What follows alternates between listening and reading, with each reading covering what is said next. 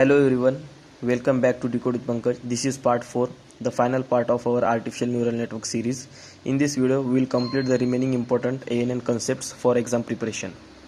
Let's get started. Next topic is unit 6, okay, most important exam topic answers. So next concept is deep learning architecture. What is deep learning architecture? The deep learning is a subset of machine learning that uses multiple layers of artificial neurons to learn complex patterns from large amount of data. Okay मतलब क्या है, the deep learning क्या है, एक subset है machine learning का. इसमें हम मल्टीपल लेयर्स यूज करते हैं आर्टिफिशियल न्यूरॉन्स के to learn complex patterns from the large data sets. Okay, so that's it. और इसका आर्किटेक्चर कैसा होगा? इनपुट लेयर, उसके बाद multiple hiddens layer. Like simple इसमें याद क्या रखना है, डीप लर्निंग आर्किटेक्चर है ना, तो दो से ज्यादा हिडन लेयर्स होगी. ओके, और उस हिडन लेयर में न्यूरॉन्स होगी. लाइक यहाँ देखो, input layer, hidden layer 1, hidden layer 2, hidden layer 3, multiple hidden layer होगी, और उसके बाद आउटपुट लेयर होगी. ओके, सो इस पर से हम अगर कैरेक्टरिस्टिक लगाएंगे तो कैसा होगा? Multiple hidden layers, automatic feature extractions और learn complex patterns. Like multiple hidden layers है, तो इसकी वजह से क्या होगा, ये कॉम्प्लेक्स पैटर्न को लर्न करेगा अच्छी तरीके से. So that's why learns complex patterns and requires large data set. और इसकी वर्किंग कैसे होगी? Input data is provided, then hidden layers extract the features. इसमें हम फीचर एक्सट्रैक्ट करेंगे, और उसके बाद features are process through multiple layers. मतलब जो मल्टीपल हमारी हिडन लेयर है 1 2 3 4 जितनी भी होगी, तो उसमें क्या होगा, फीचर्स आर प्रोसेस होंगे. Okay, through multiple layers. और उसके बाद क्या होगा, output layer generate the predictions. इसमें क्या, जो आउटपुट लेयर वो प्रेडिक्शन जनरेट करेगा, और एरर मिनिमाइज करेंगे हम बैक प्रोपोगेशन से. जैसे कि मैंने लास्ट वीडियो में कहा था, जो बैक प्रोपोगेशन होता है वो क्या होता है, जो हमारा एरर आता है, एरर क्या है, actual value minus predicted value. जो उसका जो एरर है उससे मिनिमाइज करने के लिए हम क्या करते हैं, फिर से वो हिडन लेयर में जो वेट्स है उसे हम अपडेट करते हैं. सो ये एक प्रोसेस कंटिन्यूस चलती है जब तक कि हमारा जो एरर है वो रिड्यूस ना हो जाए. ओके, सो इसे हम बैक प्रोपोगेशन बोलते हैं. सो दैट्स इट. और इसके में एडवांटेजेस क्या है, हाई एक्यूरेसी, क्योंकि ये मल्टीपल हिडन लेयर है, इसी वजह से ये हाई एक्यूरेसी देगा, और ये हैंडल्स लार्ज डेटा सेट और ऑटोमेटिक फीचर लर्निंग. और इसके डिसएडवांटेज होंगे, the high computational cost, requires large training data because of multiple hidden layers, requires large training data, difficult to interpret. और इसके एप्लीकेशन सेम जैसा कि मैंने पिछले वीडियो में भी कहा है, image recognition, speech recognition, natural language processing, autonomous vehicle. ये एप्लीकेशन कंपलसरी हर कंसेप्ट में ये एप्लीकेशन यूज होंगे. Okay, that's it. हाँ, और second concept is convolutional neural network, CNN. What is this? The CNN is a deep learning model specifically designed for image processing and computer vision task. Okay, so CNN क्या है, ये convolutional neural network है, एक deep learning model है, और ये specifically image processing, मतलब कि हम जो इमेज प्रोसेसिंग करते हैं उसके लिए, और कंप्यूटर विजन मतलब जो रियल टाइम इमेज कैप्शनिंग है उसके लिए हमें यूज करते हैं. ओके, सो इसका आर्किटेक्चर क्या है, इसमें फर्स्ट इनपुट लेयर होगी, उसके बाद कॉन्वोल्यूशनल लेयर्स होगी, उसके बाद पूलिंग स्टेज है, उसके बाद फुली कनेक्टेड आउटपुट है. ओके, सो फर्स्ट में जो हमारे इनपुट से लेकर फुली कनेक्टेड लेयर तक जो है वो हमारा, उसमें फीचर एक्सट्रैक्ट होगा, और जो लास्ट की जो आउटपुट है उसमें हमारा क्लासिफिकेशन होगा. ओके, सो इसका आर्किटेक्चर देखेंगे, input image, convolutional layer, pooling layer, fully connected layer and output. So इसके कंपोनेंट्स क्या होंगे, कॉन्वोल्यूशन लेयर वो क्या रहता है, extract important feature from images. Like हमने फर्स्टली यहाँ इमेज दी. ओके, सो अगर इमेज देने के बाद यहाँ क्या होगा, वो इमेज में जो एक फीचर्स है वो एक्सट्रैक्ट करेगा. ओके, उसके बाद पूलिंग लेयर क्या करेगा, इमेज की साइज रिड्यूस करेगा एंड कंप्यूटेशन करेगा. ओके, और जो फुली कनेक्टेड लेयर है वो क्या करेगा, परफॉर्म क्लासिफिकेशन. इसमें वो क्लासिफिकेशन परफॉर्म करेगा, और उसके बाद हमें वो आउटपुट जनरेट करके देगा. और इसके एडवांटेजेस है, high image recognition accuracy, automatic feature extraction and reduce number of parameters. इसमें वो parameters, number of parameter reduce करता है. और एप्लीकेशन में क्या होगा, सेम जैसा कि मैंने लास्ट कंसेप्ट में बोला, face recognition, medical imaging, object detection, self driving car. That's it. So next concept is recurrent neural network. What is recurrent neural network? Recurrent neural network is designed for sequential data where previous output influences future output. Okay, मतलब क्या है कि RNN ये क्या है, एक neural network है जो डिजाइन किस लिए क्या है, सिक्वेंशियल डेटा के लिए डिजाइन किया है. इसमें क्या होता है, जो प्रीवियस आउटपुट होता है वो इन्फ्लुएंस करता है जो नया फ्यूचर आउटपुट होता है उसे, प्रेडिक्टेड आउटपुट को. That's it. और इसकी डायग्राम कैसे होगी, इनपुट लेयर, उसमें हम हिडन लेयर रही थी, और दो से ज़्यादा हिडन लेयर्स और उसके बाद आउटपुट लेयर। ओके, इसका आर्किटेक्चर इनपुट लेयर, उसके बाद हिडन लेयर, उसके बाद आउटपुट, और जो हिडन लेयर के बाद जो लेयर होती है उसमें हम फीडबैक लेते हैं और फिर से हिडन लेयर में जाके वेट्स अपडेट करते हैं। That's it.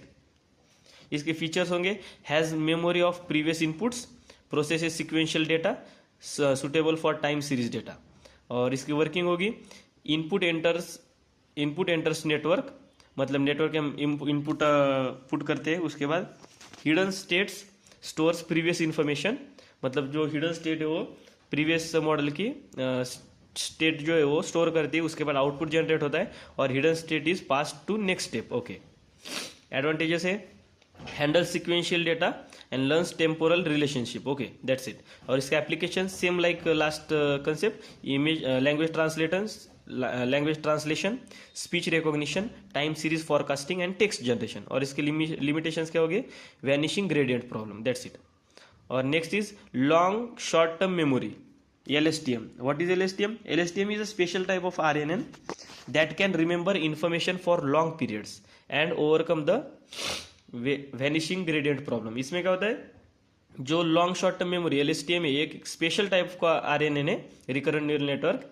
ये क्या करता है, जो इन्फॉर्मेशन है वो लॉन्ग पीरियड के लिए, मतलब ज़्यादा टाइम के लिए रिमेंबर करके रखता है, और जो वैनिशिंग ग्रेडियंट प्रॉब्लम है उसको ओवरकम करने का ट्राई करता है। ओके, मतलब एरर लॉस। That's it. इसमें क्या होता है, 4 लेयर होती है, इनपुट लेयर, हिडन लेयर और आउटपुट लेयर। ओके, और यहाँ जो हिडन लेयर 1 से हिडन लेयर 2 में जो कनेक्शन, इसे हम रिकरेंस कहते हैं। That's it. तो इसका आर्किटेक्चर में क्या होगा, जैसे कि मैंने कहा, इनपुट लेयर, उसके बाद फॉरवर्ड गेट, उसके बाद input gate, memory cell, output gate and output. Okay, so इसमें गेट्स कौन कौन थे, फॉरवर्ड गेट क्या करता है, रिमूव अननेसेसरी इन्फॉर्मेशन, जो अननेसेसरी इन्फॉर्मेशन रहते हैं हमारे डेटा के साथ वो रिमूव करने का काम करते हैं। उसके बाद input gate, it stores important information. So input gate में क्या होगा, जो important information as a input वो स्टोर होगी, और जो आउटपुट गेट है वो क्या करता है, आउटपुट प्रोड्यूस करता है। That's it. और एडवांटेजेस में long term memory because of LSTM and the solving vanishing gradient problem and better sequence learning. और इसके एप्लीकेशन हो गए, चैटबॉट में यूज होता है, लैंग्वेज ट्रांसलेशन में यूज होता है, स्पीच रिकॉग्निशन, स्पीच प्रोसेसिंग में यूज होता है, और स्टॉक मार्केट प्रेडिक्शन में यूज होता है। That's it.